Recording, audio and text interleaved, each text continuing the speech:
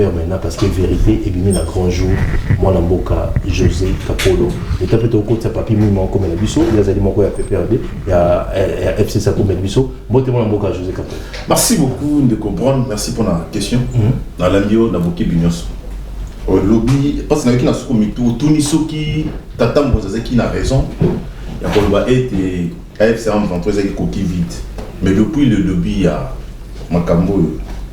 Depuis Banda qui tina ba prise depuis Bunagana de Bunagana Goma Bukavu le bakomi bisiko bakomi ebele malgré bakoma il peut ouvrir ba se retirer mais nous on te bat depuis Kalaki AFC M23 ils aura toujours coquille vide parce que coordination à AFC M23 ils aura na Rwanda c'est Kagame il est un coordonnateur d'abord je l'ai dit parce que nous sommes c'est comme si tous autres bimisa makambo ils a séquelé non, on a bien Bundaka pour libérer Congo. Mais ceux qui n'ont réellement Bundaka pour libérer Congo, vous avez quand même suivi, vous venez de le dire. Nanga qui vous dit clairement que accueilli Kosunga Rwanda pour battre mais la FDLR ils ont danger pour na pouvoir ya Kigali. Mais il y a au moins un danger pour na pouvoir ya Kinshasa. Azo vous ne savez pas pourquoi ils savent pouvoir ya Kigali. Mais hier soir vous n'avez pas pourquoi ils savent pouvoir ya Kinshasa. Est-ce que vous trouvez que nous t'entendons aussi moi même nanga tant comme le plan mususu. Moi ni mutoa, c'est moi au cosigning. Très bien. Comment on a moment où le coup taper sur les quatre sous. Tout le monde a dit que Banda qui a mais à la fin de compte, on a ambassadrice à Rwanda qui a été clair, il va collaborer avec AFC M23. Bien que Nangazo Kolika Kobongisa Yango, parce que Banda qui Nangazo Kobongisa Yango, à côté c'est pas autant de collaboration soutenue. Voilà. Et c'est ça, tout bataille les va décortiquer moi. Est-ce que c'est normal Nanga Andiba pour collaborer dans bateau du Baza pour Boumbaï Congo? Ça c'est vrai. Si réellement d'abord les Congolais. Parce que moi je pensais au départ à un certain moment, je suis journaliste, au départ je me disais non, le combat des équipes, peut-être le combat des équipes normal, après qu'on les a combat des équipes normales, mais là on a compris pourquoi Nanga Bundaka. Pourquoi Nanga Bundaka? On comprend tout le monde, Nanga Saloba, Bundaka Pona, Bakary Mine, Botola, Bundaka Pona, Sabati Sekedi, n'a pouvoir, États-Unis, menacé, tout le monde, non? États-Unis menacé, qu'il faut la protection, pas Sekedi. Et Simbati, c'est qui a mené Nanga là-bas, moi ça au salaire. Mais on continue les réceptions qui étaient à collaborer dans Ouganda, on a collaboré avec Rwanda. Papa, to bomba, to bomba plus. Nanga, Kagame, n'abatona nyonso. On a sala liboke moko. Les a liboke moko ils a bundisa. Les a liboke moko oba sangani pour na sala Congo mabe. Très bien. Vous comprenez? Donc to ko bana po ya certainement to mo luka to be ça va te ba réussir ça va raisonner.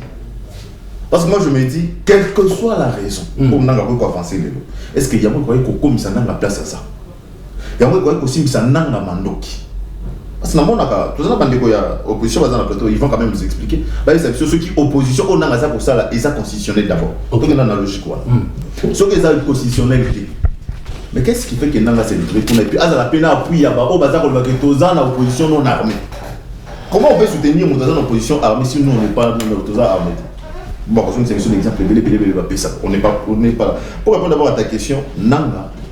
C'est depuis qu'Okendene Munaga a collaboré toujours en Rwanda. Très bien. Ils ont eu des cicatrices, ils ont eu des ambassadrices, alors lui déjà, déjà. Incident diplomatique, ils ont mis sur votre nom. AFC M23 va collaborer en Rwanda. Est-ce que c'est un incident diplomatique? Est-ce que Hollande va résolution il y a 27 septembre, non? Est-ce que Zamba la Liboso sur le plan international, il va y avoir ce qui est derrière. Mais déclaration aux Maliboso, déclaration aux officiels, mais aux Maliboso. Mais oui, c'est quelque chose que des années où c'est salement déjà. Mais mon discours, mon qui était bataille, comme on a mis cette personne, on a sali. Nabi Misa. Si quoi, les locaux Nanga, disons, donc Rwanda et Limi, on sait qu'il faut assumer ma mousse. Ah, Simeni. Ah, c'est mais nous seulement à l'Est, non? Qui est dans le monde. Mais oui, si vous voulez tout comme toi, Tobé Rakenan qui est à l'Est, qui est à l'Est. Si c'est pas Kagame, si c'est pas les Rwandais.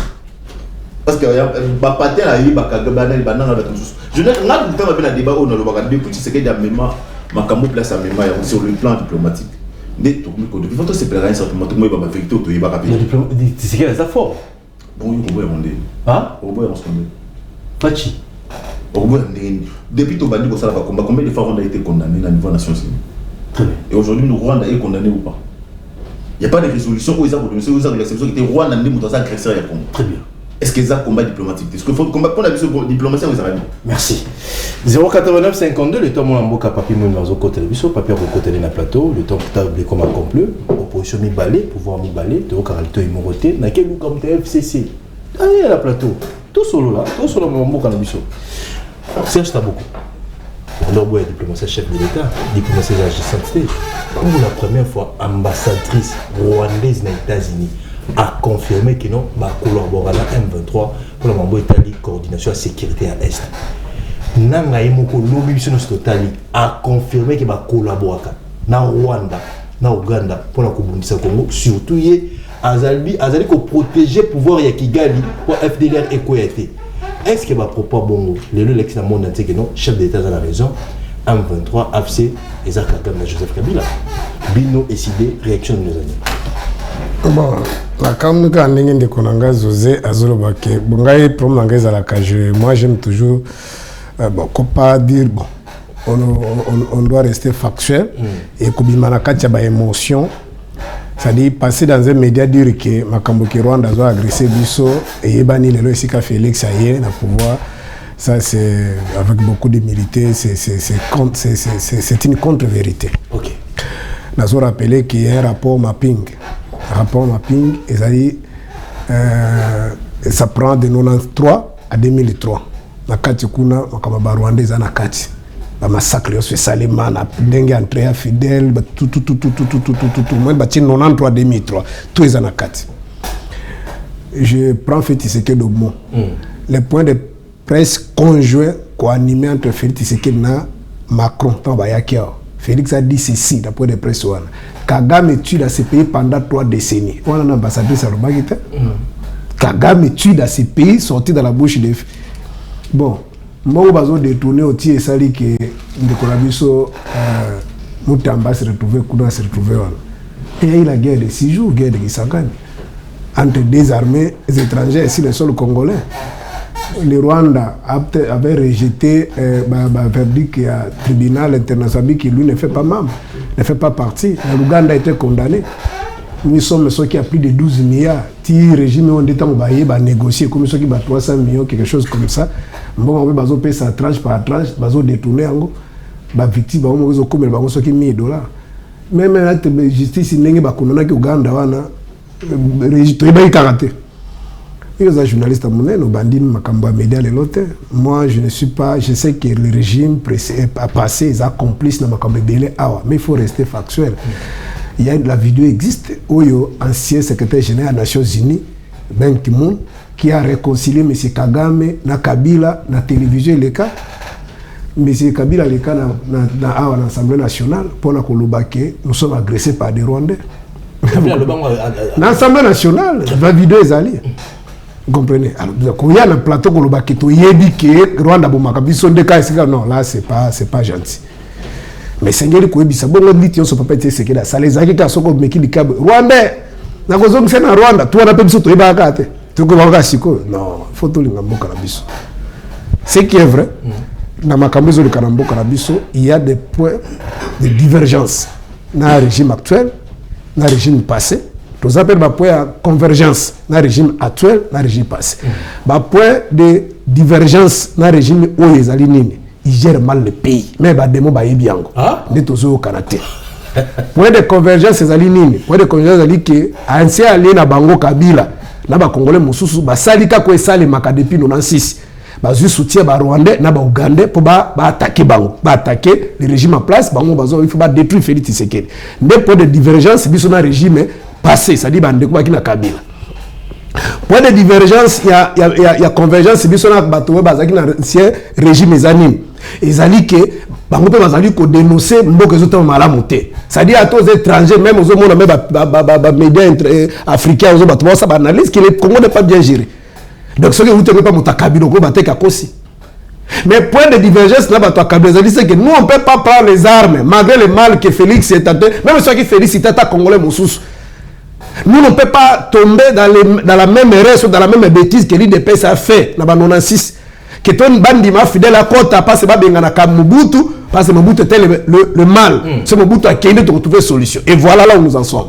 Plus de 15 millions de morts. Le biso on a décidé tokoki jamais malgré le mal que bango bazo sala to ndima ba étranger parce que difficulté to zala ngo ezali ke soko tali même na exposé de motifs ya constitution na biso cela est repris là-bas basola qui on a ça le site de pèse pas signé ba dit que ba résolution ça le site il de pèse nazali na para mouler responsabilité parce que bemba na kabila ba yokana ki déjà ba kenda ki na corps de cascade na ki na matadi papa tse c'est que ndé à travers rapport de Fox na itanga ki na sous région a négocier na Kagame a négocier na Museveni pour que RCD kota na kacha masolo puisse RCD occuper 55% du territoire ndeto ko ça accord global inclusif na kuna bango ba signer Francis Kalombo kuna pesi mbota lobi kuna même maman te pas aka na san site dit de pèse azali ba hauteur pe ba résolution tozali nango elingi korbanini toyokanaki pe ba comment pour exposer motif parmi les mots qui font que le Congo n'avance pas notamment c'est l'illégitimité des animateurs et des institutions ils allaient exposer des motifs ya conscient tozali nango actuel alors à cause il y a illégitimité c'est-à-dire depuis 60 à part l'élection à Liboso et Salemaka il y a 60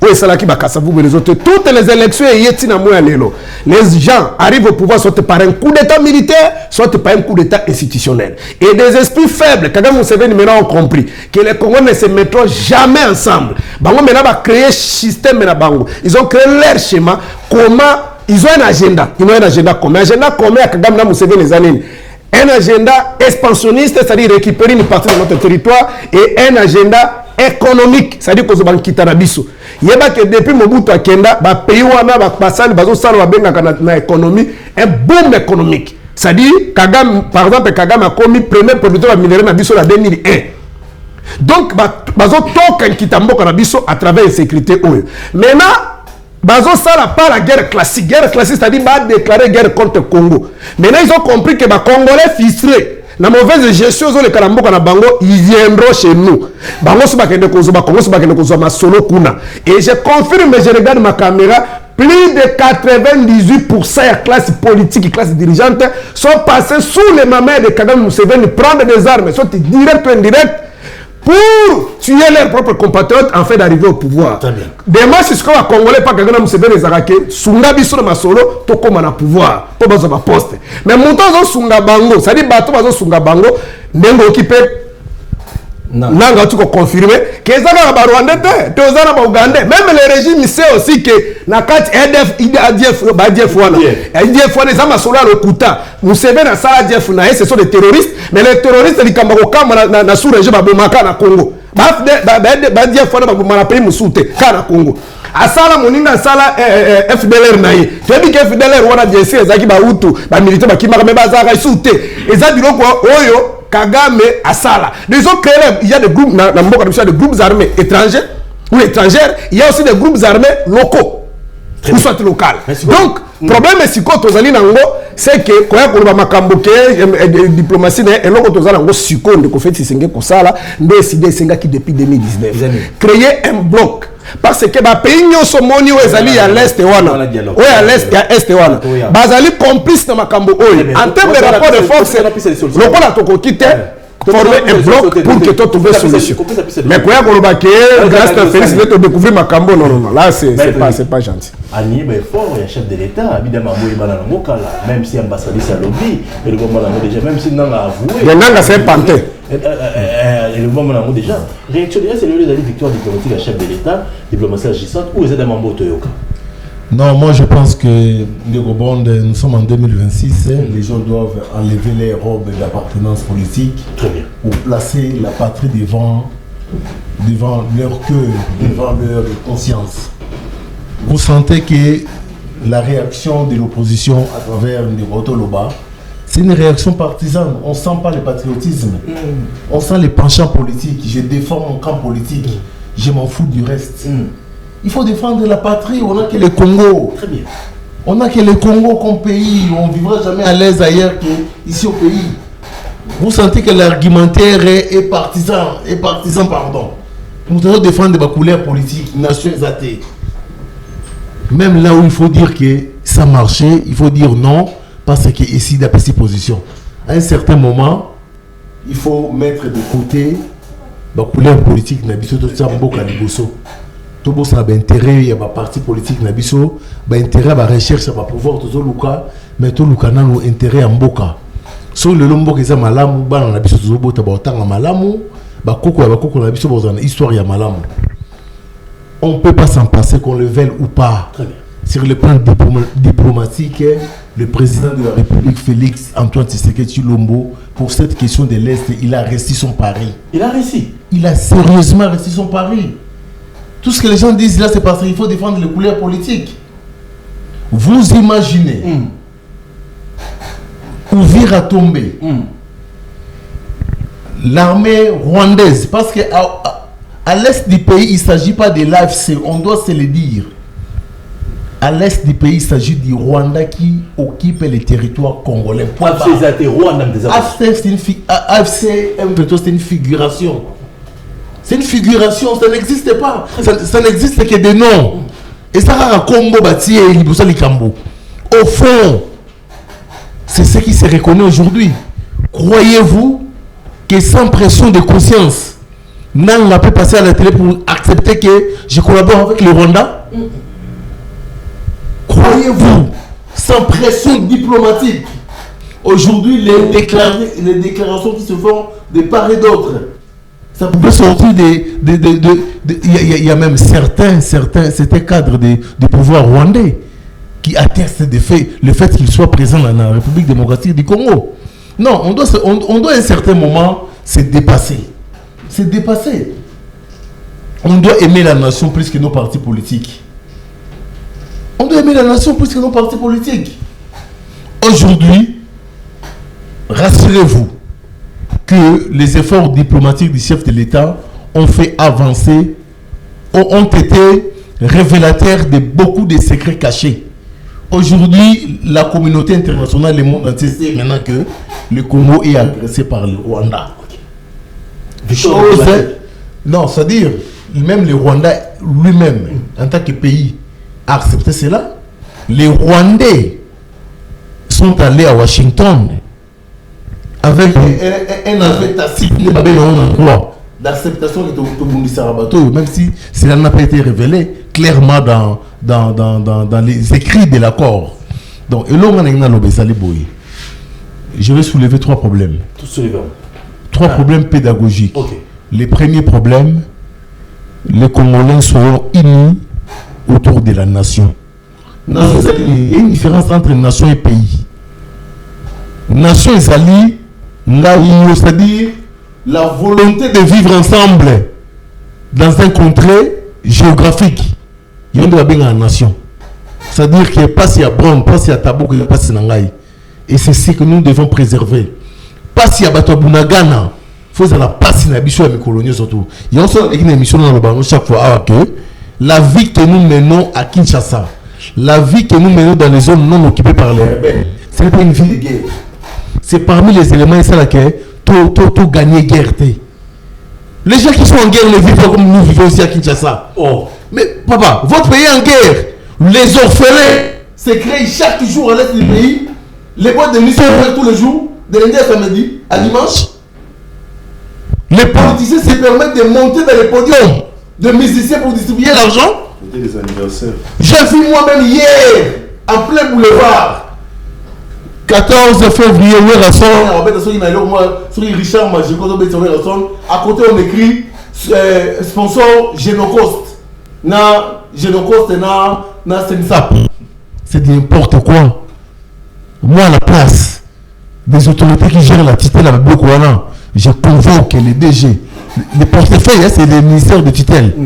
Dites-moi, qu'est-ce que le concept Sensap vient faire dans un concert de Saint-Valentin en temps de guerre dans le concert de Ouira. Genocost qui est un symbole mémorial, un mémorandum pour des millions de morts de Congolais. Vous jouez votre Saint-Valentin, vous mettez à côté Genocost. Et ça affaiblit la force de l'État, ça affaiblit les sérieux de l'État. Et je demande au gouverneur à Ville Kinshasa à la place de faire des barbaries. Il y a que déranger la population inutilement. À la place, il y a que tracasser le chauffeur qui ne puisse pas autoriser que les panneaux ne Kinshasa. Les mêmes Genocost, les mêmes Genocost, Saint-Valentin. Les jours de Saint-Valentin, on va célébrer les morts. Ça, c'est le premier volet. Très bien. Le deuxième volet, c'est le volet communicationnel. On communique mal. Tant qu'il y a une communication de guerre, c'est carré. Oh. Communication narratif. Narratif. Communication de guerre ne veut pas dire parler de la guerre. Communication de guerre, c'est-à-dire tout ce qui va avec vos messages liés à la guerre, même les messages indirects. Papa, la plus exemple, c'est encore un concert à Ouera. Ça vient faire quoi? C'est une mauvaise communication de guerre. L'ennemi s'est dit, ces gens ne comprennent rien. Avez-vous déjà vu la célébration du génocide rwandais? Combien ça prend l'amertume mondiale? La carrure ou bien la taille. Il y a événement à Burundi. Nous sommes à 2 ans, je pense que j'ai encore 3 ans, 2 ans. À 2 ans déjà, on commence à mettre ça dans les concerts de Saint-Valentin. C'est bidon. C'est bidon. La communication de guerre, c'est-à-dire mobiliser dans les écoles que nous sommes agressés par les Rwandais. Mobiliser dans les églises que nous sommes agressés par les Rwandais.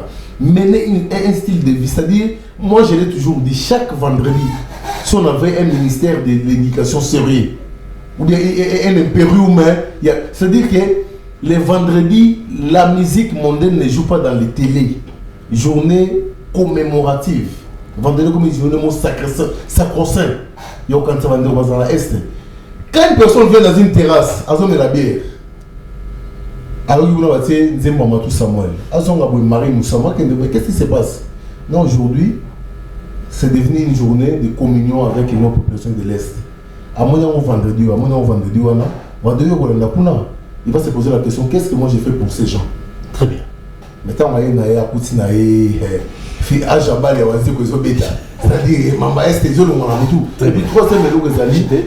on ne doit pas seulement compter sur la diplomatie. La meilleure des solutions face à la guerre de l'Est, le feu doit guérir le feu.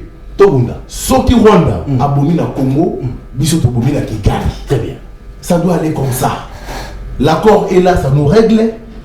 Toutes les barbaries du Rwanda doivent avoir l'équivalent de riposte il y a Congo. Merci. Babomi Sana Goma, Babomi Sana Goma, Babomi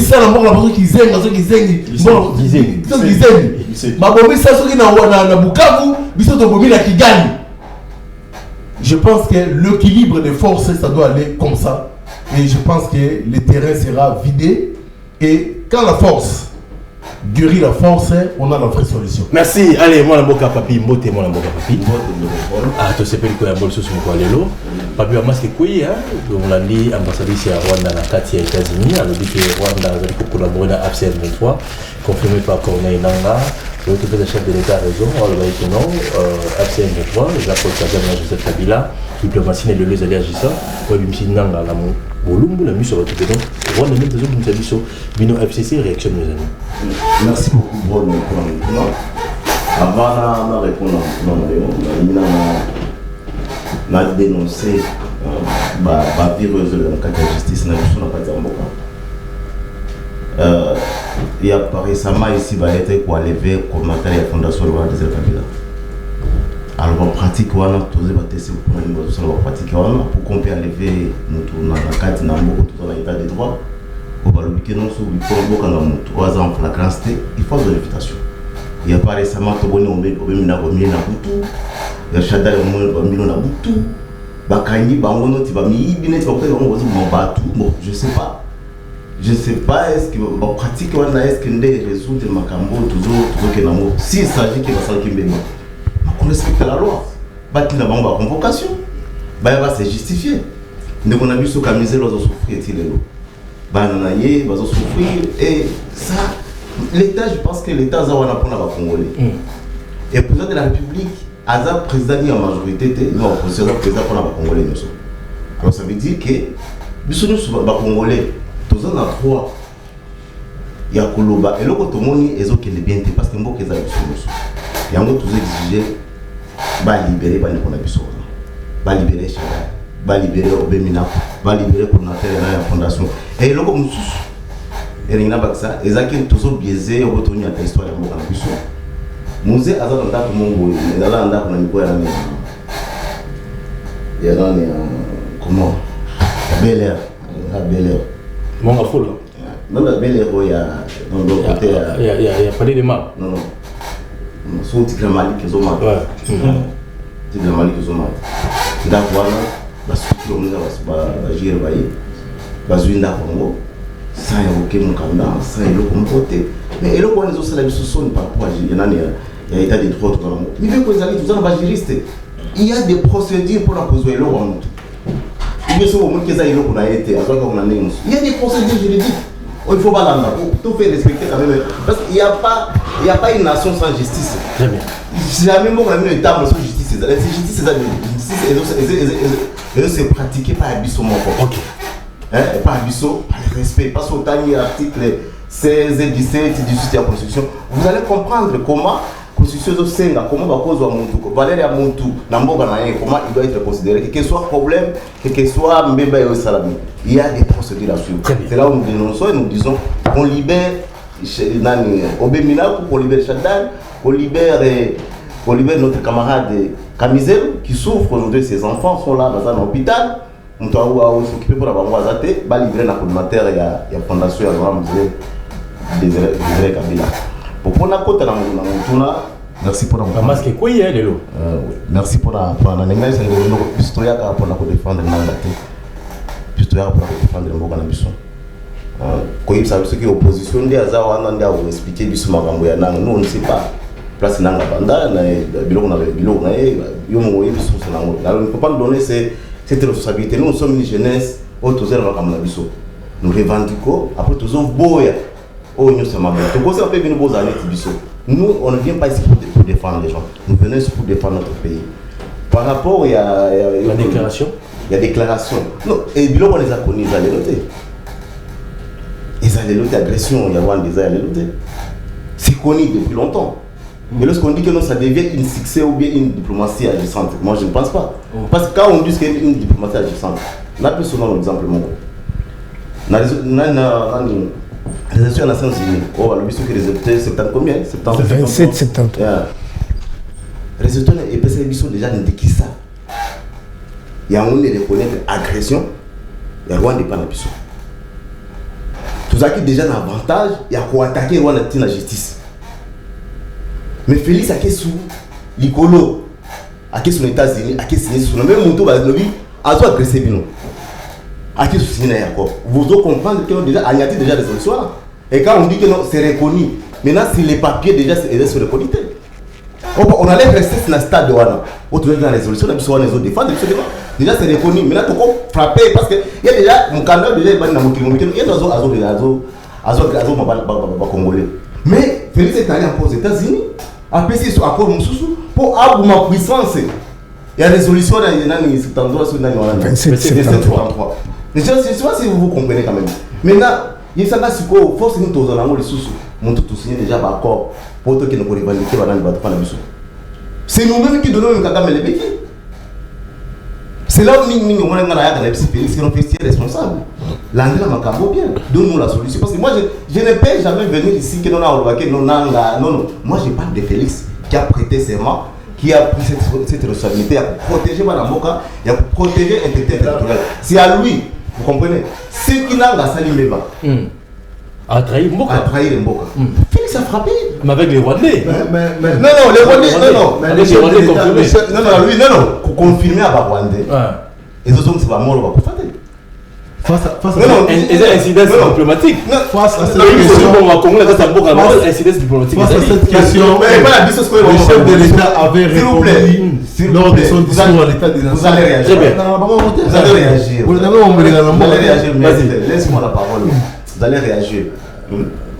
Donc, osons sentir que Félix, je ne sais pas ce que va conseiller, mais il semble qu'il y a déjà un instrument juridique. Il faut pour la moto, il y a tout à fait mon été ouvert dans ça. Mais il y a une sous qui est signé avec Babako. C'est une contradiction.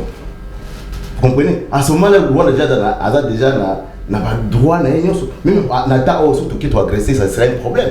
À l'époque, on avait mis la droit. L'ambassadeur n'a reconnaître que Bazar, ça serait un problème. Non. Reconnaître que Bazar, ça serait un problème sur attaquer bon. Non, on comprend qu'il y a déjà mon candidat. Mais pas si vous avez 2808 pour la attaquer moi. Non. Il y a déjà mon candidat, monsieur Suizalité. Mais ce sont déjà où on nous a agressé. toki to signer sur accord ya collaboration accord économique Mais bon, la finalité résolution 28-08 de les gens ne comprennent rien. pourquoi on n'attaque pas Écoutez, Mais vous les dérangez, laissez-le quand même. c'est compliqué. Non, maître Ozoé, toi qui vas-y. Parce que c'est déjà tout ça fait mal, un homme de l'homme, si ça arrive que déjà, parce que depuis longtemps, c'est le vous. Le Rwanda déjà, Rwanda va reconnaître que Rwanda. Mais pour la première fois, ambassadrice rwandaise, elle dit maman, pour la première fois. Mais pourquoi maintenant on n'agresse pas? Parce que c'est nous qui. Agresser comment? Congolais ne va pas faire. Mosi a sala awa bombe utika na dans l'improviste avec Tumbago, il y en a Congo Brazza. J'ai répliqué. On a défendu les Congolais, il est là pourquoi? C'est pour nous amener à l'extérieur. Il y aura d'autres solutions, il y a une résolution là. Moi je vous dis, il n'y aura pas pour résoudre la situation ce que tout dans ma kasi na nenga kati. Parce qu'il y a d'abord comme l'autre a dit ici, il y a nous avons profité na bande qu'on a vu sur les Congolais, azo qui ne utiliser bango, vous comprenez? Pourquoi pas tous à mon côté? C'est comme na mon côté, tout le monde est simple. Très bien. On a côté le Malibouliboso na bisoté. Et il faut appeler la main, il y a pas de Malibouliboso déjà va couper, mais normalement bisoté tous à et ça il fallait bien rafale à babo mais dans Rwanda. Qu'on fait les gars comme vous l'avez dit. Pas question. Mais pourquoi on ne le fait pas? Pas question, total accord, c'est tout le moment la guerre. Non, accord il y a mis pour ça là. D'où vous avez perdu les gens. Parce qu'on va battre la d'aller vite. Donc, on va dire que on va non, il doit aussi perdre aussi les bateaux. On dit que perdre les bateaux. Donc, solution des Américains. T'as la même Nani Zelensky. À mon avis, non, Russie a exagéré. A exagéré vite. Ils sont totalement libérés. Alors, qu'est-ce qu'il a fait? Ah, ben, tu as ici. Qu'est-ce que ça a changé? Est-ce que ici, malgré un petit pays, mais Azo Bunda quand même. La puissance net ici, voilà. Mais pourquoi pas non, toujours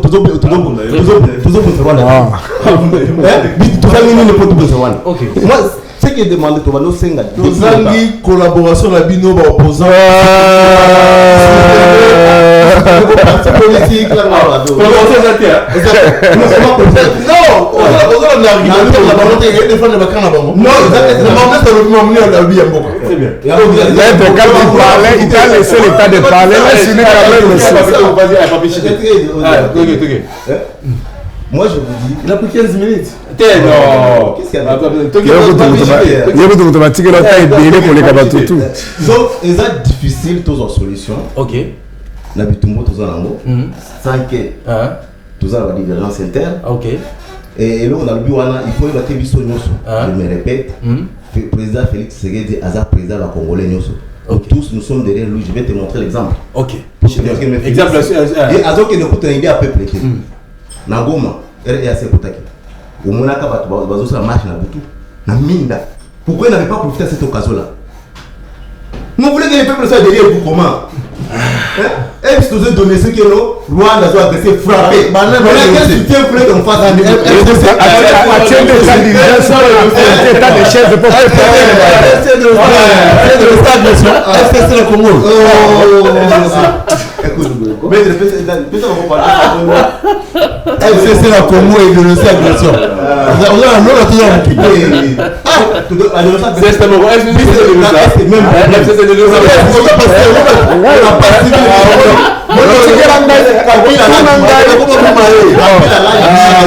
Merci. Voilà pourquoi solution est administrée pour trouver qui va faire la photo ça la bloc. Bloc va faire un dialogue tout va dans tout cela. Est-ce que dialogue c'est sur la situation? Merci de comprendre. Mais avant tout, il y a un dialogue qui n'est pas parce qu'à un certain moment quand nous passons dans les médias, tout ça là est fort. Il y a Kobi Missa, justice soit Bakambi toujours bas démon, biso bas santu. Pour nous lobby ya. Na yoki ngo solo bakomba chadari ya. Lobby komba chadari, lobby komba minaku, lobby komba ya Kamizelo mais le loyo le qui la télévision ba Kamizelo ba ne ba souffrir. Mais quand Kamizelo disait de n'importe quoi la télé yo pekisa été. Oui, ça Kamizelo te kozana bana na mwasi na ndako ya kokanga yo bana na ba souffrir. Très bien. Vous ne savez pas aider. Kamizelo pouvait passer à la télé dire n'importe quoi, tout le monde applaudissait.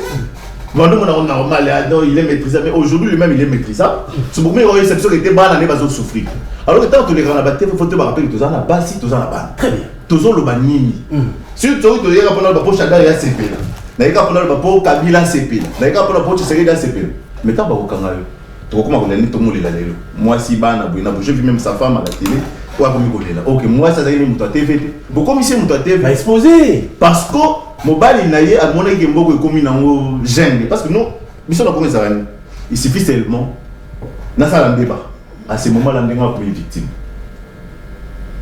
Maman sur le bien là où le bien il celui coordonnateur il c'est moi il sauter pourquoi pas gagner parce que nous on a Congo quand on comment enlève c'est juste le baron c'est ça non c'est pas nous c'est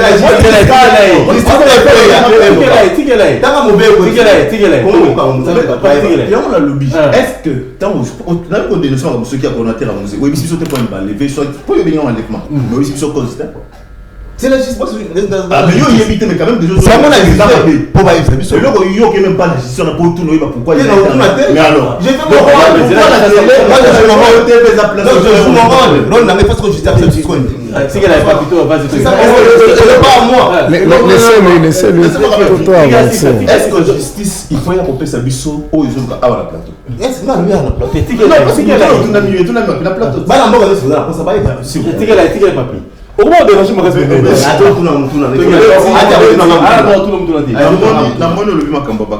moi j'étais toujours contre Babiloko ya kokanga parce que on ça Nathanaël la tête Nathanaël dans wa Twitter ka ko ebisa biso que Congo est agressé te bo ça été na kati ba commentaire à Twitter na yayi des Congolais on va venir pour encourager ba OCP mais quand on va laisser que ça là qu'ils ont mabé contre Mibeko parce que yo komi biloko na yo mais comment on quand ngai na auto réfléchir que né na ba ça rapport il na ba te que ça bon il faut que je réfléchisse dans la place à battre. Très bien. On réfléchit dans la place des autres. Papa, qui a salué. On a dit que depuis un certain moment, ça a déjà une disposition de justice. Tout ça, vous parlez de la sauté. Tout le monde a déjà une disposition de justice. Donc à tout moment, moi que je m'habille, moi que je crois que Chadai bah est-ce que mon toit dans les comme la justice pas quoi payer ça mon toit dans la disposition de justice c'est que na tant on est sur bazar pour ça na les mal chez nous c'est quoi il suffit seulement parce que c'est Chadari et combien enlèvement où c'est beaucoup parce que ce na tant tout le monde non en fait il y a des choses à un certain moment tout me capé ko bongo la mécanisme na ko mon elia makamu pas na biso toujours mon makamu toujours mabé là encourage à rater pouvoir union pour l'opposition. Mais encourage à l'opposition, parce que tout le plateau de télévision, tout le rappel makambo et sengeli koloba. Bon, parce que Kadoucha à l'époque c'était plus pour l'idée, mais aujourd'hui Kadoucha est comme une FCC, Kadoucha est comme une SID. C'est grave. Beaucoup mieux que le pour mentir les gens. Bon, moi je ne mérite pas vraiment mettre une solution d'anime. Il faut tout ça bloc. Dialogue en réalité. Tout ça la bloc. Bon, c'est une bloc, non? Oui, parce que il faut bloc. Na dit que je ne suis pas ils ont permis notre nabituna mais nabituni na bato ba Hollande biso juste moi question kaka ba ici biso que ba yoko bundisa biso na ndako na biso papa maman ba parce que biso ba na toza na boyo kanité to bi était bon voisin bi ta biso na papa comme ça ti papa on dit ma boyo kana biso comme ça yo voisin OK to que na on a logique on congolais a sur la tout moment c'est na yebisa dialogue to sur la comme Ernest dialogue oyo Martin Fayulu aza ko senga et ça dialogue bien nid. Et ça il y a des crises sécuritaires. C'est ça dialogue à crise sécuritaire. Si quoi ah bazo la sabiso réellement que bato baza ko bundi sabiso awalelo ce sont des Rwandais. Bon ceux qui biso toké to vandi si Martin Fayulu. To vandi si Tshisekedi. To vandi si je sais pas bato na nyoso. Guerre na est Sili. Kagame albi comme baromi balé bisa to basolo li basali dialogue na bango. Na guerre na tiki. Parce que Kagame a bon ma mission na été. Ay ça va bino ga mission ya liposo ça cause ma belé la ville. Ah bon ba monter. Moi je m'attends à ce que ce qu'on a dans l'opposant. Est-ce qu'il faut faire un autre c'est tout solo là. Pour nater les méla oh makadiza ya Kagame. Fallait nater les méla monter. Non attends, là lui je peux pas citer pas comment batoter. Martin Fayulu j'ai vu une fois Martin Fayulu me côté le même Kabila tout le monde a yamo. Quand ba Kabila long à place à Zali on les a place à Mabé. Ce qui était normal. Mais il y a des gens qui les leçons au Touni ba on les dit c'est tout là-bas. S'ils peuvent condamner aujourd'hui c'est que Kagame fait dans Mboka biso. Ils sont capables de le faire. Ce sont de même ces gens de personnes qui to vendre na bango ba solo.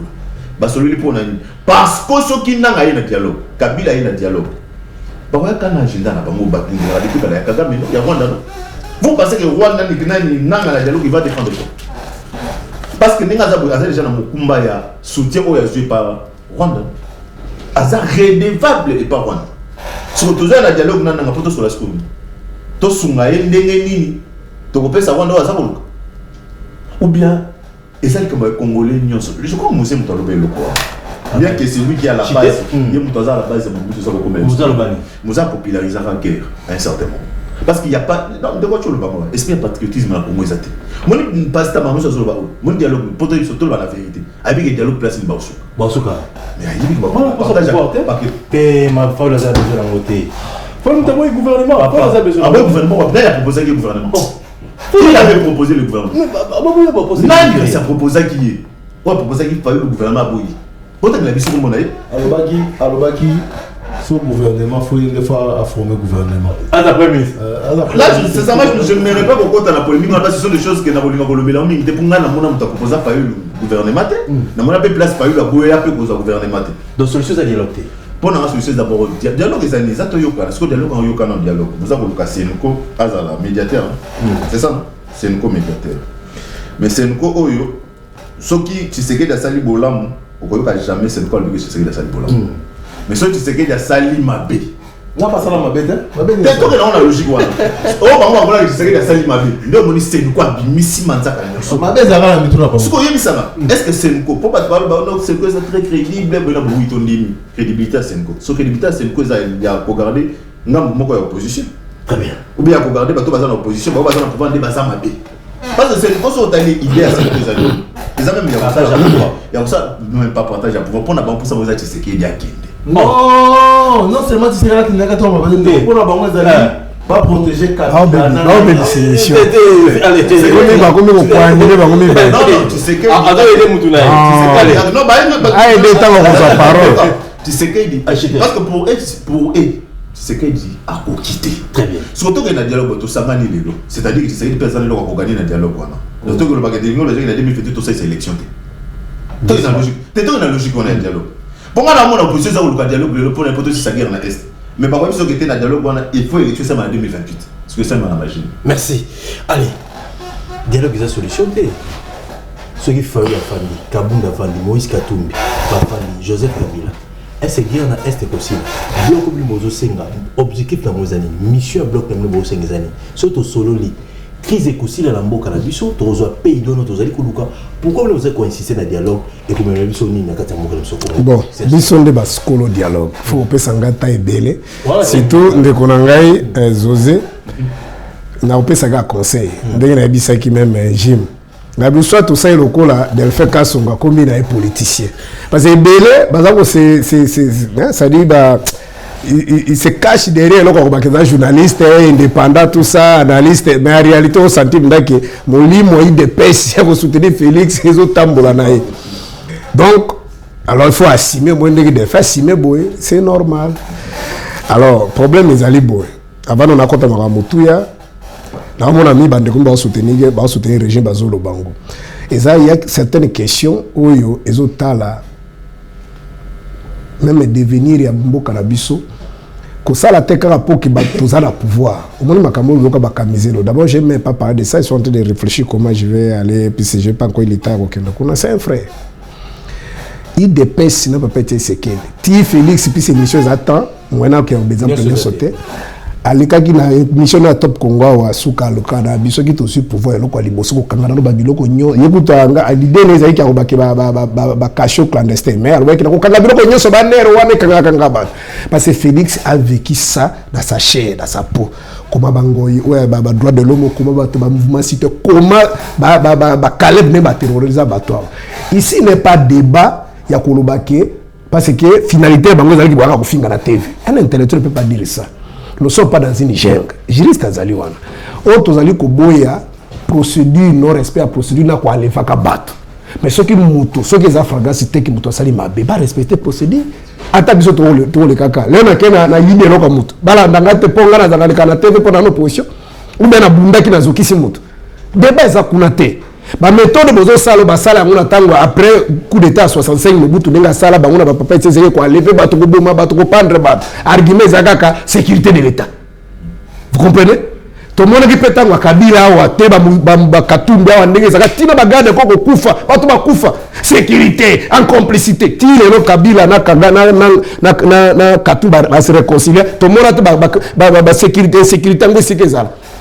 Au fait, ça sala tobi kezali dans essayer sali melo kwa sikezate.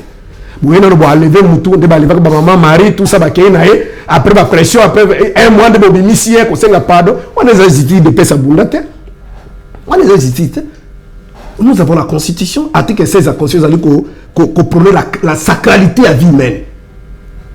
Moi j'ai parlé avec Kamisel, le temps la bande qui combat, pas que bande combat, tant que c'est au lieu qu'ils ont moutabana dans la mouka, mais tant qu'ils ont pu soutenir Kabila officiellement. J'ai parlé avec lui, j'ai dit il faut assumer, et il assume son combat. Mais respecter procédure, que Moutakei, que Bataba, Samizé Moutamoni, Penagate, Awan, de quoi ça l'imabé. Tout le monde dès le côté de Bangouane. Mais comme vous n'avez pas les éléments, comme vous avez mais l'on a cette pelite Makambolobi à Nata. Nathanaël a utilisé la métaphore et même à service bazar bayebi. Nathanaël a utilisé la ironie communicationnelle. Après la TV a dit la zone cité chef de l'État n'a tongi déjà université en Bandaka. Mais tout le monde a dit qu'il a promis qu'il tire l'université de Tongite. Nathanaël a salé même émission na radio Kapi. Émission les alliés. Oh il y a le bon makamba tout voilà tout il pèse l'autre tout est presque et on a ceux qui va y nane. Qu'est-ce qu'il a dit? Parce que na Angola, na Conop, c'est le 31 octobre 2024. C'est le gouvernement congolais qui signe avec l'autre parti à Rwandais. Ils reconnaissent que le gouvernement Nabiso est allé pour entretenir les FDL. Et que les FDL est un danger pour le gouvernement régime rwandais. C'est pourquoi Kagame a un système défensif. Alors pour que Kagame ait un système défensif et c'est le gouvernement et détruire et Makambo fidèle Rwanda et le gouvernement a accepté. Bakei nango balongwi nango na Londres keti na Washington balabi faut respect ya masoro basola ki na Rwanda pesa. C'est-à-dire le ministre des affaires étrangères rwandais azo le kaka mikolo yo sabibi soto kolonga ba système défensif kaka soki gouvernement parvenir ko détruire. C'est pourquoi il y a une ironie na ya lobby. Dans d'autres termes, les Rwandais ne nous agressent pas. Mais dans le contexte, il y a le bel comme on a un moment. Bayebi ke bayebi makamande koloba. Papa moment nini. Un ministre bangale qui na TV alobi makamaba Twitter alobi ke soki Amerika saka Twitter mais ba rebe ba committee na kale miti Lubumbashi. Bakangi pas ça mutra bango. Soki ezalaki muto ya opposition de makambo wana. Tu as besoin d'un minutes OK. On se comprend. Donc azale lenge s'il y a le procès ba sambisa ye to ba makamba sali mais makambo wana lubakana nde koloba na ye ngana koloba na ngote mais a ironisa ka biloko na ye il danger ko ba métaphore. Bon ba yebi pe ke ezala métaphore mais ça m'a baissé quoi. Na yebi soka sala même débat na top na nini na radio Kapé monsieur ezali. O azali koloba ke pourquoi le gouvernement va accepter et même plus grave encore tango ba kei na Washington na mois de juin au moment où ba signé ki ba korwana nord Kivu na sud Kivu ezaki na maboko ya nini ya gouvernement mais lorsque ba komi na nini na Washington déjà sud Kivu na nord Kivu et komi de maboko ba ya ba Rwandais ça dit Kagame ya Kagame mais comment nous continuer qu'on ndima ke boko détruire ba FDL parce qu'il fallait pas soit tu vas revisiter encore Rwanda. Très bien, allez, tu as 2 minutes, 3 minutes. Oh là là, na iso na makamba ko. OK. Passe nangé zali boy. Esengeli, il y a dialogue pardon. Esengeli ko ba bandeko, vous avez que 2 possibilités. Il y a quelqu'un qui prête serment à l'article 74 de la Constitution de sécuriser le territoire et la population. Il y a l'article 187 de la Constitution où c'est la reprise ici. Le gouvernement a sous sa responsabilité l'armée pour sécuriser le territoire et la population. Yeba li sous boye. Guerre, ça fait partie action publique. Lorsque vous gérez, tiens à Moutou, c'est pourquoi on a une autre référence. Il y a l'article 85, l'article 144 et l'article 145. Donc, ceux qui m'ont dit que c'est pourquoi je suis en congrégation. On maîtrise un mot. Mais tant que vous maîtrisez un déco, vous avez un petit calcul, vous avez Félix, vous avez au-delà de 2028. Mais vous oubliez qu'il y a des milliers de Congolais qui sont massacrés, qui sont tués.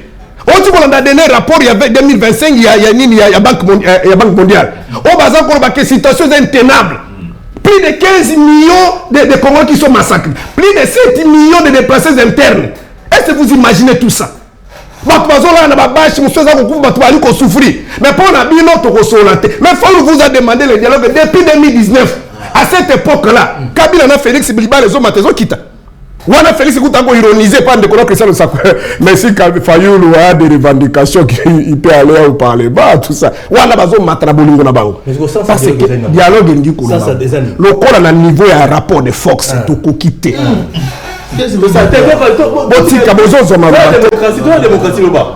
sikoyo tokoki Félix ayaki akutisa 45 territoire mais ozorelancer nga tika na lobate akutisa 45 territoire atie même fameux projet à 45 territoire nga na lobite que insécurité ba natanga Félix mais natanga Kabila déjà avait l'insécurité mais il y avait on va benga guerre asymétrique ba bomi le ba kimba ko boma sous après 1 mois après 2 mois mais yo kuti territoire yango ezokenda même bon na pas bazo matina na tozo kokate ye moko pa lobia wa ke to kokate armée est infiltrée. Il faut avoir un dialogue. Si quoi avantage du dialogue is parce que la guerre n'est pas une guerre classique.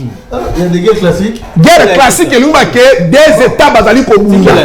Guerre na biso depuis non c'est une guerre par procuration.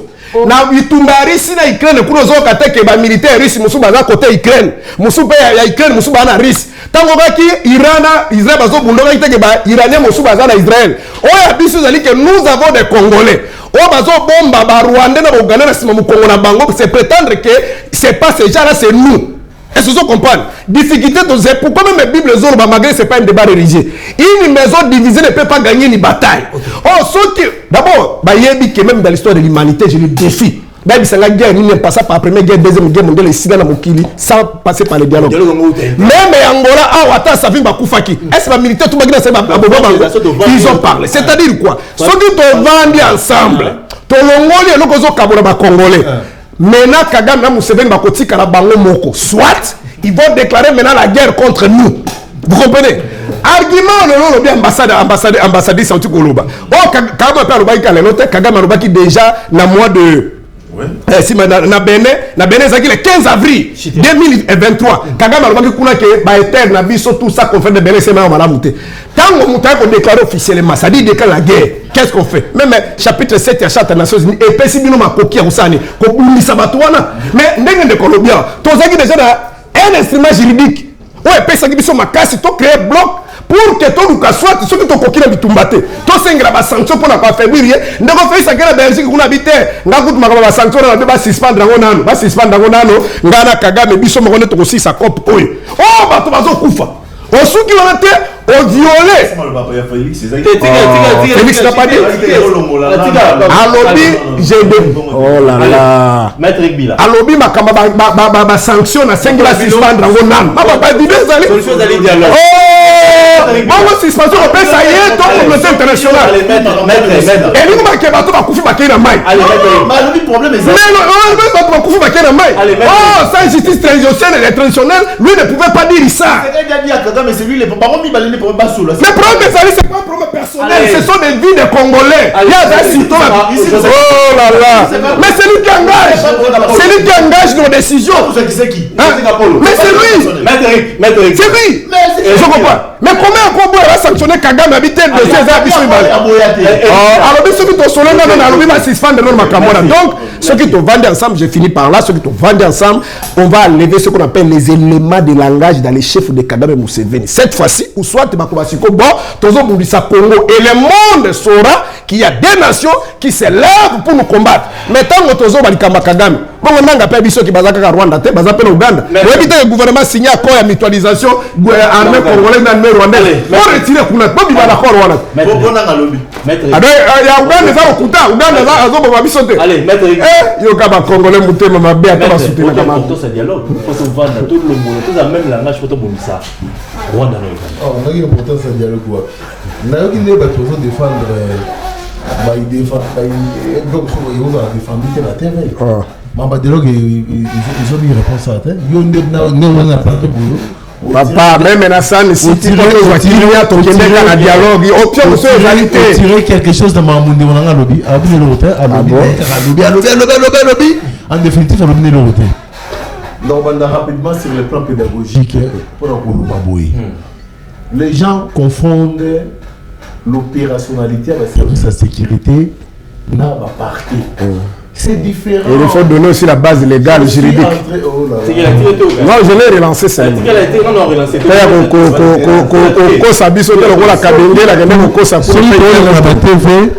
Moi personnellement, il y a des étudiants qui me suivent.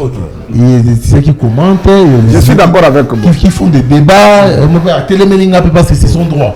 Qui mettent les acquis d'accord. Service de sécurité, Bazarana, autonomie d'opérationnalité. Ils ne sont pas liés, n'est-ce pas, parquet, Peut-être au monde a les procureurs et les maîtres de l'action publique sur l'ensemble du territoire national. Et ça va servir à la célérité. Si on vous dit que Nanda Kouyabila, tout le monde a élément, tout le monde a la morphologie rwandaise contre la Minduki. Les services de sécurité n'ont pas besoin de l'ordre du parquet pour aller entrer chez moi, fouiller, perquisitionner, arrêter les gens. Enlevé pendant un mois. Non. L'enlèvement, c'est la privation illégale des mouvements d'aller-retour d'une personne. Sans cause. Voilà l'enlèvement. Voilà l'enlèvement. C'est-à-dire, quand vous empêchez une personne de ces mouvements d'aller-retour, sans soubassement, mais sans fait. Parce que les faits précèdent les droits. Les droits ne précèdent jamais les faits. On commence d'abord à arrêter par rapport aux faits. C'est après que vient intervenir les droits. Par rapport aux faits. Bill Mbadou est soupçonné d'avoir des armes chez lui. Vrai ou faux, les services de sécurité viennent d'abord vous arrêter. Ah bon? Les restes on verra. Ok. C'est ça l'expression, les faits, les restes on verra. Non, ne dérange pas l'émission, ça c'est pédagogique. C'est pédagogique. C'est pédagogique. Alors on va gagner. Ici je parle. Tu m'as pas encore convaincu. Les étudiants sont en train de me suivre. Oui. Il ne faut pas rire pour rire. Ici je suis dans ma science. Nous sommes dans un état démocratique où la loi prime le dessus. Vous continuez. Vous dépoussez. Non. Que les chefs de sécurité peuvent venir ramasser les gens comme ça, comme tu dis là. Sur quelle base? Sur quelle base les gars? Pour me répondre. Question ma boque, t'es papa, tu as la boque. Tu regardes. Que les chefs de sécurité peuvent ramasser les gens sans respecter la constitution.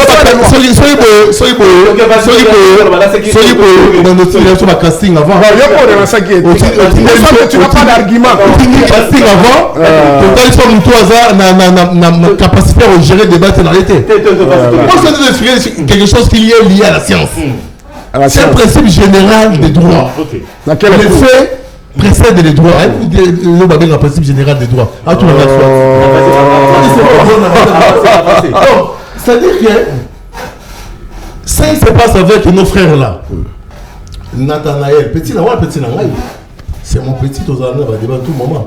Camizelo, c'est un frère, pour ne pas aller très loin. Quand nous passons à la télé, lui il a fait combien de temps à la télé, il critique les gouvernements. Quel jour on a déjà arrêté? Vous connaissez pas quand il a fait beaucoup d'années, on est ensemble avec lui à la télé. Il a beaucoup dénoncé d'ailleurs. Il a beaucoup dénoncé. Mais quand vous dénoncez avec politesse, avec respect à l'article 23 de la Constitution, on ne vous arrête pas. Vous passez à la télé, vous assimilez le chef de l'État à un PD. Un PD. Les gens sont en train de rire, le chef de l'État, il est assimilable à un PD. C'est là justifie son enlèvement. Non, on parle pas. Mais Delphin traité Fayoulou PD, mon frère. Delphin, quand son gars traité Fayoulou, l'émission d'un PD, c'est pour moi, je n'encourage pas le mal. J'ai dit, je les respecte à procédure. Parce que tous ceux qui reprochent aux autres, tu as pouvoir baser au salango. Delphin, quand son gars traité Fayoulou PD, la qualité des gens, la qualité des gens, on va dérouler pour le problème du pays. Donc, les mots PD écrits lorsqu'on attribue ça à Félix, mais pas à Fayoulou. C'est la question que la justice va faire son travail. Ils sont dans les endroits où je suis solidaire. Ce sont des images, je ne peux pas m'en passer des douleurs qui traversent dans ma prison. Mais la leçon, j'avais fait même une vidéo, et celle-là, vieux bébé à TikTok, où je disais que la liberté d'expression n'égale pas les libertinages d'expression. Très bien. Il faut savoir peser ses mots. Ok. Et savoir s'assumer. Ce n'est pas vous commettez une bêtise, vous victimisez vos enfants, votre femme pour vos propres bêtises. Très bien. Alors, allez, il y a dialogue. Papa, qui ne connaît pas dans ces pays que Fayoulou n'a jamais été constant? Qui ne connaît pas la résonance des manques de sérieux dans beaucoup de prises de décision Fayoulou? Vous imaginez une personne, exemple Moko, il va aux élections présidentielles, mais il dit à sa base que, c'est-à-dire il sabote la majorité. Je n'aurai pas de députés, à l'Assemblée nationale, mais moi je serai président. Faut être fort. Excusez-moi là. Maman toujours. Là, on va pas t'interrompre. Il faut être fou. Et qui met dans le là, la justice est la camisole. Vous imaginez un intellectuel, un politicien sérieux, candidat président de la République, mais il s'en fout de la majorité. Donc il allait gérer lui et sa femme et son entourage, sans majorité. Depuis que le monde politique existe, Kabila a eu la majorité en 2006. Qui a innové sur ça. Donc pour le dialogue, la solution elle est claire. La guerre de l'Est, la bandée sur Nathalie Caméra, la meilleure des solutions pour cette guerre de l'Est, sans mâcher les mots, les services de sécurité en air, tout ce qui va avec, suivez-moi, je l'ai dit clairement, sans vergogne, c'est la solution militaire. Le feu doit guérir le feu. Au moment où ils n'ont pas de moyens. Le feu doit guérir le feu. C'est-à-dire... Ils prennent la diplomatie. Nous évoluons sur le plan diplomatique parce qu'il faut limiter les dégâts. Ceux qui meurent là-bas ne sont pas des chèvres. C'est bien beau de chanter guerre, guerre, guerre, guerre, mais la guerre ne détruit pas seulement les immeubles. La guerre, c'est les humains, c'est les orphelins qui se créent. Soyons mobilisés derrière le chef de l'État, Félix Antoine Tshisekedi Tshilombo. Enlevons nos couleurs politiques. Soyons derrière les chefs. Moi, hier, j'étais en train de rire à la maison. Allez. Il y aura juste un truc pour dire l'inconstance il y a ici de. Il y a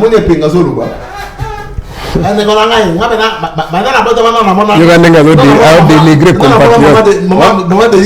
Mais ma cambo est à Tosala. À ce moment-là, j'ai aimé le fait qu'il reconnaît les bienfaits de cette dame-là. Mais on ne peut pas vouloir une chose et son contraire. Ça prouve à suffisance que ces gens, par moment, ils reconnaissent les mérites de Fachi. Très bien. Mais ils ne le disent pas parce que devant eux, ils ont un mentor qui n'a pas de rien. Papi Boy, pourquoi vous avez insisté dans le dialogue FCC? Merci beaucoup. Merci. Pourquoi le dialogue? Monsieur Oumnasuka, vous sauvez Kabila. C'est 5 minutes. Total 7 minutes, monsieur Silla. Voilà, 4 minutes. Merci beaucoup pour la. Bon, il faut rapidement pour respecter FCC parce que le chef lui-même l'avait dit. On l'avait posé la question. Qu'est-ce que vous regrettez depuis au Bani Mandana tu au Souki? Ce qui est mon côté na monoko, ou bien ton côté na monoko, tu dois refuser ça. Albi n'a regretté rupture FCC caché. Ce n'est pas moi. C'est le chef lui-même. Lequel chef? L'émission existait. Le chef de l'État. Alors c'est la raison pour laquelle Kolingate pose la cas oxygène à mon conso au défendre. Oxygène. Bon, elle a mis balai. Non. Elle a mis balai à Boy. Pourquoi nous parlons de dialogue aujourd'hui? Pour sauver Kabila, il est C'est toi qui viens de nom de Suisse. Tu vois que nous sommes disciplinés. Ok, vas-y, argumentez. Pourquoi on n'avait pas parlé de dialogue en 2018? Vous pouvez me répondre à cette question peut-être après. Pourquoi on parle de dialogue aujourd'hui? Tout ça va intellectuel. Pourquoi on parle en 2018 et pour quel s'agit de pouvoir? Et pourquoi on doit dialogue en 2006? Parce que Kabila n'a pas de démission. S'il vous plaît. C'est quel maître? Monsieur Oumnasuka. C'est parce qu'il y a une crise. Il y a eu.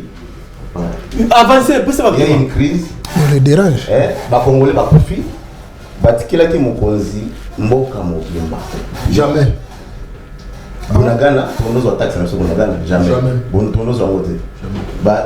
Donc il n'était pas ici au Congo. Okay. Félix a trouvé ça 45 jours complet. Ça c'est ça. Donc il a débatté monsieur Oumnasuka. Vous avez assisté le ok, vas-y. Il faut faire attention. Il ne faut pas se minimiser pour la bloquer dans le sens de. Au bout de la vérité, les gens. Dialogue est très important. Pourquoi? Parce qu'elle me compte pour conduire le barami. Il faut seulement, Azar pour protéger l'intégrité de la Mboka, Azar pour protéger les Congolais qui sont bien à Bango, Collier à Bango. Donc, on sait le Bango, c'est ça l'émission. Mais comme il sait tout dans les capacités. Parce que Goma, Bukavu, Uvira, Kuna, Rwanda déjà s'accaparer Nango. Donc, c'est mon plaisir. Plaisir. Cité. Président de Kanda Koutou. On a bien Koutou, tu m'as bien fait démissionner. Parce que c'est incompétence de ça, de pas bon. Il y a un mot, pourquoi on met l'armée en place? Gouverner, c'est prévoir. Ma bec est pas tout ça qui va tout comprendre pourquoi Bazou pouvoir. Parce que s'il comprenait pourquoi Bazou pouvoir, il a déjà commencé à protéger. Parce que Rwanda est un ennemi à Ibani depuis. C'est pas les lots. Mais pourquoi Bazou pas mesure privative? Laissez les Congolais demander le dialogue. Si vous avez pour ça dialogue, nous, les autres se passent. Combien des années? 3 ans. Mais toi, tu dis que non, le dialogue est dans le sens. Toi, tu aimes les Congolais. Donc, tu dis aux autres, c'est peut-être dans ma clé, aux autres qui te la comment. Ok. Donc, les autres, on a négocié, on a besoin de ville, on a besoin de comment. Donc, il faut la colère. Toi, tu dis aux autres, la bonne question, vous êtes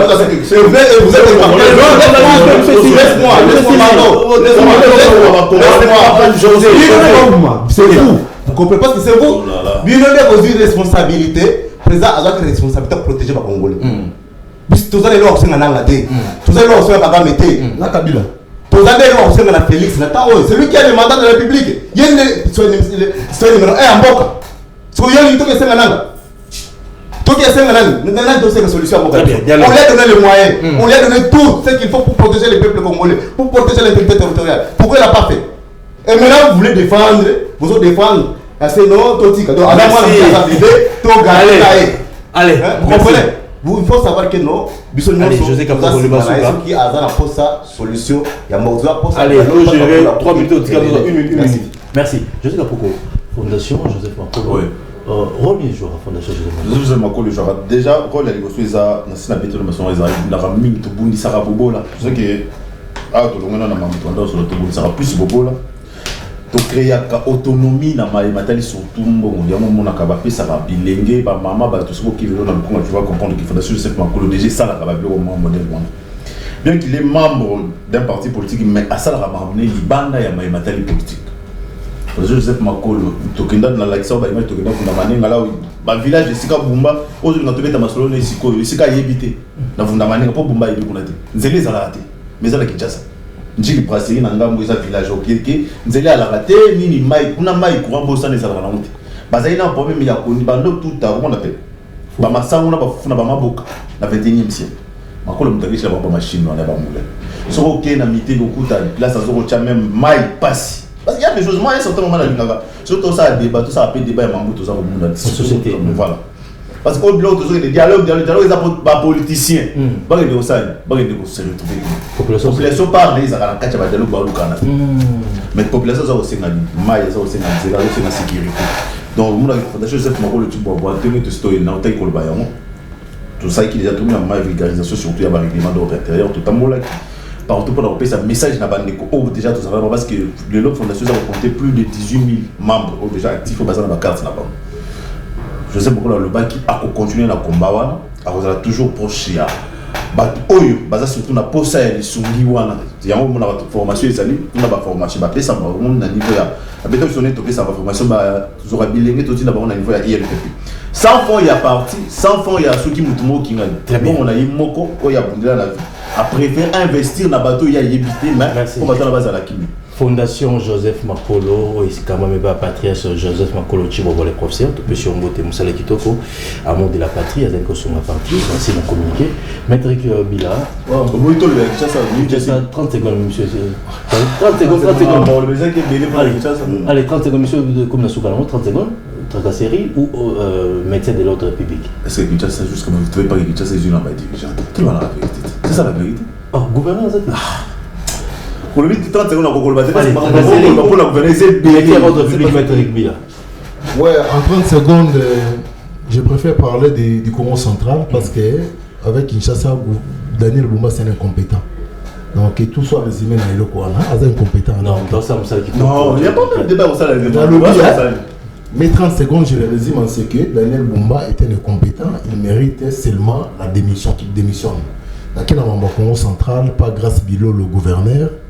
En tout cas, je suis congolais, mais je suis de là, je suis Mouyombe. Vraiment, Congo central, je pense que vous êtes au courant. J'ai fait la ronde, pardon. Il y a Matadi, Boma, Mwanda, Katararse. C'est triste, la province n'est pas dirigée. Et je suis très content et très d'accord avec la réquisition, bien les réquisitoires. S'il faut aller très loin, il y a procureur général près la Cour de cassation, où sur pied il y a rapport, il y a IGF à Sengi, l'Assemblée provinciale de Congo central, a autorisé la poursuite judiciaire contre le gouverneur Grace Bilolo. Hier, j'ai vu, je pense qu'il a répondu à l'appel, il y a bureau Assemblée provinciale. Et je souhaite qu'il y ait un numéro qu'on a tiré au Congo central, non c'est ma province, province de Valère, province historique à Moko. On a des têtes bien faites. So, on a mis l'Ongoli comme tête bien faite. Allez. Mais on a quand même des gens. Merci. Quand vous avez une personne qui n'a pas de fonds, qui n'a un niveau à Grace Bilolo, on a des personnes. Allez, maître. Je vais vous citer non. Ah, merci. Allez. Voilà l'émission prochaine. Je cite un nom d'une personne qui a fait des prouesses et a déjà cassé. Richard Mavoka. Ok, d'accord, merci. Non, on a des personnes capables de gérer cette province. Pas Grace Bilolo. Je rappelle seulement à mon ami que j'ai admiré son intervention, Joseph Capolo. C'est que Joseph Capolo, pardon. Joseph Capolo. Je dis ceci. Fayulu, c'est un patrimoine. Il est le seul Congolais, depuis 1960 jusqu'à aujourd'hui, le seul Congolais qu'on a demandé dans une manifestation officielle solennelle. On l'a tendu la main, venez travailler, il a refusé. Très bien. Donc, venez. Chez qui? Il n'y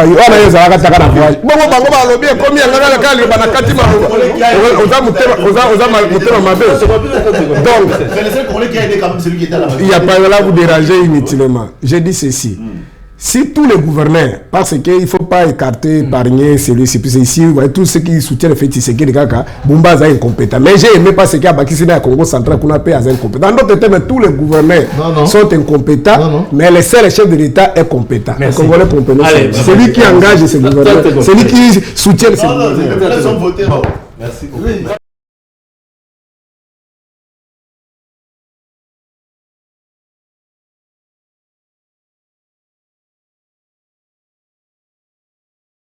S'ouvre dans le paysage audiovisuel congolais.